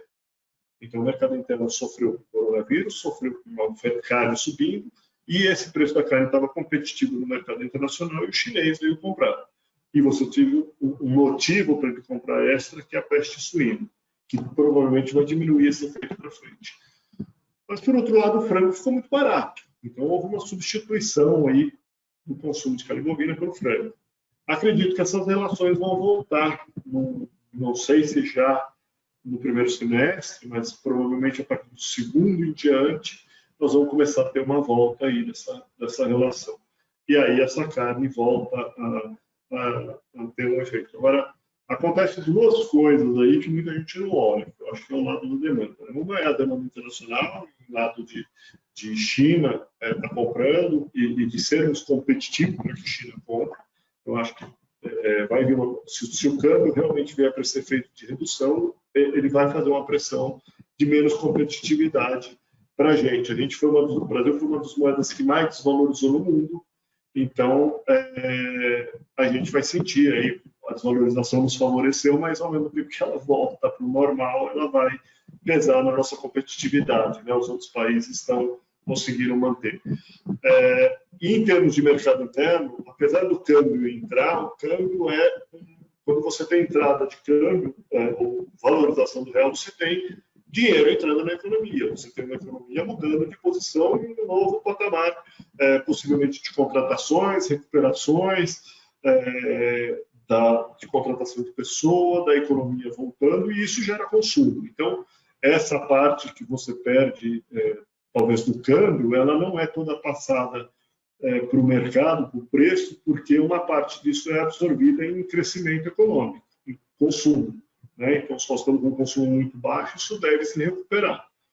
Então, acredito que a gente tem, talvez, uma queda de preço, uma melhora no preço, mas também uma população consumindo um pouco mais, melhorando a demanda interna, e aí vai aguentar pagar um pouco mais dessa queda. Então, talvez a queda não seja tão grande, e aí, lógico, a velocidade com que essas coisas ocorrem, elas têm times diferentes, por isso que é tão difícil. Então, às vezes a recuperação da economia com a entrada de dinheiro, para esse dinheiro chegar à economia, se transformar em produtividade, se transformar em contratação, é um time. O câmbio pode cair muito mais rápido do que isso. Né? Pode entrar dinheiro muito mais rápido, mas esse dinheiro não consegue sair. Tem que avaliar negócios bons para poder emprestar. Então, tudo isso tem um time, e esses times não são casados. É um efeito que deve ocorrer. E por isso que eu falo, a gestão de curto prazo com ferramentas que nos ajudam a avaliar essa velocidade de algumas coisas e o peso disso na economia nos ajudam a tomar decisão. Às vezes isso é rápido e gera oportunidades. Então, imagina, o primeiro semestre, preços talvez caindo um pouco, né, ou estáveis, mas não subindo mais tanto quanto subiram nos anos passados, né? Até porque a economia brasileira não entra. Se perdermos competitividade, provavelmente isso vai ser repassado, que é o que está acontecendo. A indústria sai, a indústria perdeu margem na competitividade externa e perdeu margem nos últimos anos, não repassando, como o Luciano falou. Então, você tem uma indústria com margem baixa e ela vai tirar o pé. Um sinal disso muito forte, já aconteceu em anos anteriores, quando a indústria tira a demanda, ela fecha a planta. Fecha aí um monte de planta e ajusta a oferta e a demanda. Pronto, acabou. A minha escala está compatível com a minha capacidade produtiva e eu não tenho capacidade ociosa mais na minha indústria como um todo. Então, eu ajusto a oferta e a demanda e o mercado para de subir. Então, isso seria um sinal forte. Até agora não houve fechamento, porque as margens, principalmente dos exportadores, estavam muito boas. Se isso se apertar, você vai ter, provavelmente, até o ciclo de oferta se ajustar e começar a vir oferta, você vai ter uma reação da indústria forte, e eles fazem isso de uma vez só, estão mais organizados, que é ajustar a margem deles, porque senão eles querem. Então isso pode acontecer. Eu não sei, não dá para afirmar se vai, mas se ficar margem estreita por muito tempo, é muito provável uma contra-reação da indústria. Não, ótimo. Dava para falar que eu cheguei tarde, me perdoa, mas dava para falar aqui um tempão sobre isso. Já me surgiram 4 perguntas da sua resposta, mas eu vou ficar bem quietinha. Eu só queria confirmar contigo que você falou que o consumo diminuiu 14%. Você tem o último per capita aqui do Brasil, porque falaram no evento entre 23 e 24 quilos habitante aqui no Brasil. Eu tenho um consumo bem, mas assim, a queda de produção, de oferta de carne no mercado interno caiu. A gente costuma estar na frente do IBGE, porque o IBGE solta informação daqui 3 meses para trás. 3 meses para trás, o mercado já foi embora para o outro lado. Se você estiver lá, você já é. A gente tem um modelo de projeção que nos ajusta muito para isso, está na nossa plataforma. E a gente, no mix nosso, a gente estava prevendo 7%, o IBGE de julho, né, que saiu há pouco tempo, eu acho que de julho já deu 8%. Estava prevendo isso já com antecedência. A gente já fechou outubro, agora eu vou fechar novembro. Mas até outubro, no acumulado, estava dando aí 13,6% a menos de consumo, de disponibilidade de carne no mercado interno. Perfeito. Agora tem que dividir isso pela população. Você tem que pegar isso e fazer a divisão pela população. Tá ótimo. Obrigada, viu, Alberto? Obrigada, Érica, pelo convite. Imagina. É um prazer. Outras perguntas, gente? Quem está com criança pequena aí? Não tem mais. Grudada no pé.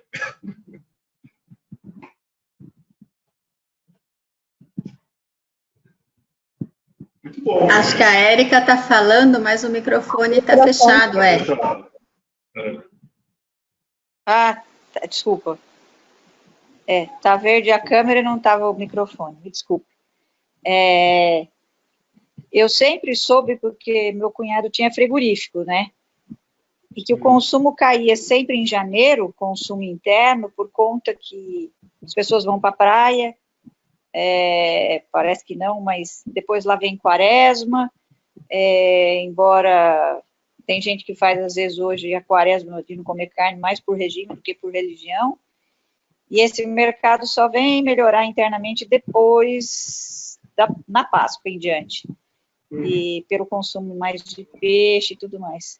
Será que isso ainda é até hoje? Porque o que eu acompanhei a vida toda era assim, do consumo interno.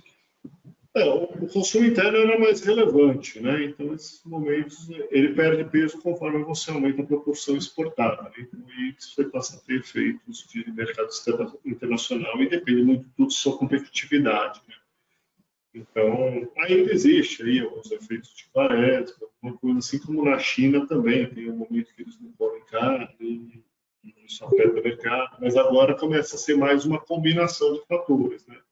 Se tudo se engata no mesmo momento, você tem uma retirada, mas se não, um meio substitui o outro. O mercado hoje, eu diria que as indústrias exportadoras, a gente tem um mercado muito pulverizado, elas lidam muito bem com isso, elas são muito rápidas em distribuir essa carne, baixou, pega isso, tô com estoque disso, distribui.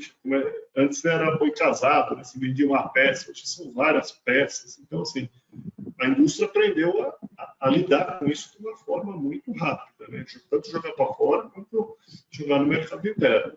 É um outro, vamos dizer, mercado mais dinâmico, né? Que elas lidam. Assim, tem um efeito, eu acho que, lógico, nossa grande, né? Entra na quaresma e tudo mais, mas não é assim, acho que tão relevante quanto era no passado. Mas tem o seu peso. E muitas vezes é compensado por um importador que falou, tá barato, manda para mim. Né? Tem uma promoção aí, manda para mim. Ok. Bom, eu, da minha parte, está super... Já estamos quase 2 horas falando. Pois é. Eu estou a 4, que a outra turma... meu Deus! Também. Que dó! Vamos... Eu adoro falar do mercado, eu acho que sempre que ajuda vocês. Vamos absorver tudo isso, né? Refletir, eu acho que a gente vai se falando.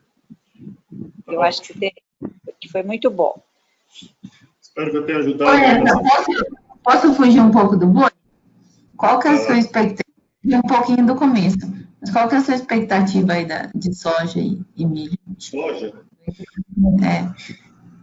Soja. Então, milho eu vinha acusando bastante, já algumas reuniões atrás, né? Eu vinha acusando que esses problemas que estão aqui de última reunião, né? A Ucrânia, eu falei um pouco para você, mas eu mostrei os dados, Ucrânia com uma queda de safra, Estados Unidos teve uma redução grande aí na expectativa deles, isso afetou o mercado, então, e a relação consumo-oferta no começo do ano era produzir mais do que vai consumir, essa relação se inverteu, essas quebras de produção, e agora virou mais consumo do que produção. Então, os estoques, de uma certa forma, estão caindo, principalmente agora nesse primeiro ciclo, dessa primeira safra, nós passamos a entrar no nervosismo primeira safra brasileira, que está com uma região aí importante de produção de milho afetada. Então, está difícil de bater no milho. Estão tentando ali, mas ele não está caindo muito, não. E realmente, se a safra se mostrar com uma quebra, os dados vão vir daqui a pouco, a gente vai ter. Agora, tudo isso, todo mundo sabe que os preços estão excelentes, né? Então, muita gente aí vai produzir, vai entrar produzindo, vai correr risco e tudo mais. A questão é realmente climática e será que nós vamos ou não? O fator do milho que é importante também é que a China, com o negócio dessa produção de suínos, dessa recuperação, os modelos são outros, né?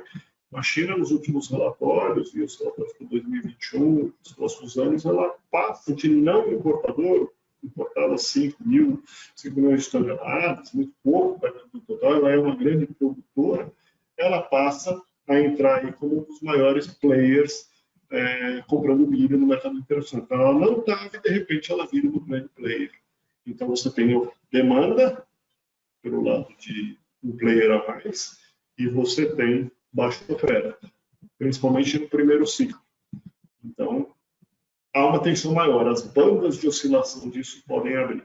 É difícil falar o preço, mas eu até projetei alguma coisa, mas isso quer dizer que tem uma banda maior. Então, aí a questão passa a ser a nossa probabilidade de queda, como eu uso. Na hora que o mercado vai, se ele subir muito e o mercado começar a ficar pesado, a gente vai capturar isso dentro do probabilidade de queda, e aí eu seria mais vendedor. Hoje, apesar de ter caído muito pouco, ele foi para a região de compra.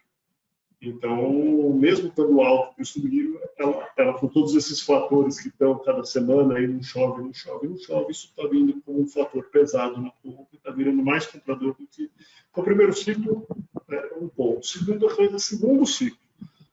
Eu já via o primeiro ciclo de soja e produção de milho foi ruim, mas o segundo, safrinha foi excelente, choveu, foi tudo perfeito, mesmo com tudo atrasado, foi tudo perfeito e tal. Esse efeito vai vir aí, eu acho que não só aqui como no mundo. Os Estados Unidos vai vir produzindo porque a China vai voltar a comercializar com os Estados Unidos, até por demanda.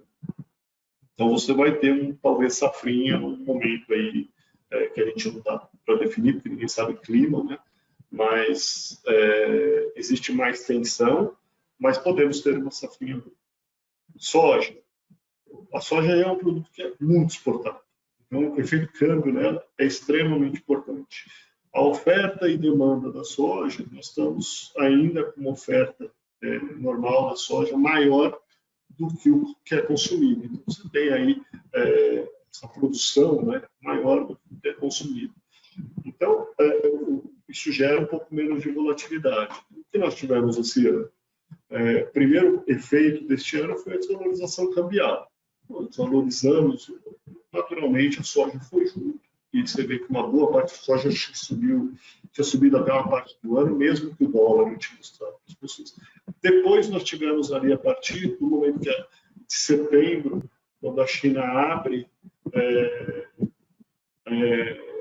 volta a comercializar com os Estados Unidos, tem uma explosão de preços de setembro até agora nos Estados Unidos. Quer dizer, a soja está de 22, vai para 28. Com o nosso câmbio voltando a subir também, que saiu de 5,30 e foi a 5,70. Então, nós tivemos entre a safra brasileira, que é o aumento dos primeiros preços, com dólar, com um efeito China comprando os Estados Unidos, ou seja, o nosso concorrente principal também subiu o preço, naturalmente nós fomos juntos. Então, tivemos uma conjunção de forças muito rápida que deu uma explosão de preço. Para frente, estamos aí com o efeito clima, mas a oferta global não é prevista, senão vai ficar ruim, né? Ainda temos oferta maior de consumo, então se essa oferta for bem, globalmente vamos estar relativamente tranquilos em termos de oferta. O efeito câmbio vai pesar. Por enquanto não temos um efeito câmbio, a entrada desse dinheiro ainda, estamos falando em dólar de 5,30, 5 para o ano que vem, então não é uma grande pancada, com os estoques dos Estados Unidos e Brasil ainda baixos, mas os estoques chineses altos, né? Então, vai ser muito aí essa demanda chinesa. Mas eu acho que o preço é de estável, possivelmente pressionado pelo câmbio, e aí depende de quanto o câmbio vai cair, mas ele provavelmente vai ter uma pressão para baixo, né? Então vai ter uma pressão em soja, possivelmente para baixo, dependendo. O fator que compensaria essa pressão baixista seria como é que a produtividade e a produção vem. A princípio, todo mundo está plantando, né? Toda a região aí, Mato Grosso, Minas, essa região aí centro-oeste, bem o plantio e está um pouquinho atrasado, mas está dentro da janela e vamos ter uma produção boa. O problema está aqui para baixo, né? Então, quanto que isso vai quebrar essa produção de soja? Vai sair os números daqui a pouco e vão começar a aparecer. Mas os Estados Unidos também devem vir produzindo bem, até porque a China abre para os Estados Unidos, então a turma com essa alta que deu aí também deve produzir. Então, eu não estou muito altista para a soja, eu estou um pouco baixista para ela. Principalmente, um dos principais efeitos é o câmbio, né? Mas também não ladeira abaixo. Eu acho que ele não é ladeira abaixo, acho que ela cai um pouco, naturalmente, por efeito câmbio, e se a produção vier boa, ela cai mais um pouquinho aí para a safra. Essa é a minha primeira impressão. Mas quando você fala de um mercado baixista, é que patamar, vamos dizer assim? Depende de ponto de câmbio, né? Se for um câmbio de 5 aí, eu acho que aí, estamos falando em soja daqui, bateu um pico de 170, né? Se eu não me engano, aí no Paranaguá, se eu não me engano, esses dias, já voltou aí para 160. Eu acho que 150, 140, talvez, Paranaguá. Se vier o dólar, tiver aí um pouco mais de pressão, e a gente vier com uma produção boa, seria um número razoável. Entendi, obrigada.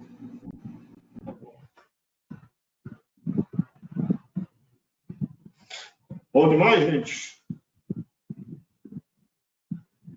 Então, tá bom. Então, acho que espero ter ajudado aí nessa primeira reflexão. E aí, essas informações aí estão todas aí, cada um, depois a gente tem as plataformas, ou se vocês quiserem comer alguma coisa só de mulher, e a gente combina para ajudar vocês aí. Eu que agradeço. Imagina, Érica. Prazer foi meu. Obrigado pela oportunidade de estar com vocês, de poder ajudar.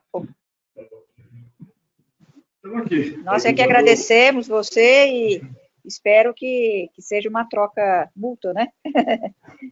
Que a gente vá se ajudando. Você ajuda nós te ajudamos também. Eu espero que os participantes aí se interessem. Esse o ponto importante é a gente, no final, estamos todos felizes aí. Sem dúvida. Mas estamos aqui, a gente vai fazer outros, aí vocês vão estar convidados. Isso. E aí, se vocês quiserem alguma coisa mais personalizada para vocês se sentirem mais à vontade, a gente está à disposição também para virar alguma coisa com vocês. Tá legal. Muito obrigada. Bom? Espero que eu tenha ajudado vocês. Obrigada, Alberto. Foi muito bom, viu? Dá uma clareada, dá um norte para a gente. Muito bom. Muito bom. É difícil, né, gente? Não sei como é que é. Tá joia. Muito obrigado. Uma boa noite, Érica. então, para todos. Tchau pra vocês. Muito obrigada, Érica, pela oportunidade. A gente está à disposição. Valeu. Obrigada, Obrigada, tchau. viu? Muito obrigada. Tchau, tchau. Uma boa noite. Tchau. Boa noite. Tchau. Obrigada, Cris. Tirar o print screen aqui. Vai, abre todo mundo da câmera aí para fazer o print screen. Você melhorar. Já Peraí, saíram? então. Elas já estão saindo. Já estão saindo? Não, Vou dar um print screen para vocês aí. ficou. Aí, saíram todas. Vamos lá, peraí. Cadê o print screen da Teresa? Tá pronto? Sorriso. Peraí. Sorriso. Aí. Peguei. Vai dar pra você. Valeu. Obrigado, gente. Obrigada, gente. Tchau. Tchau. Valeu.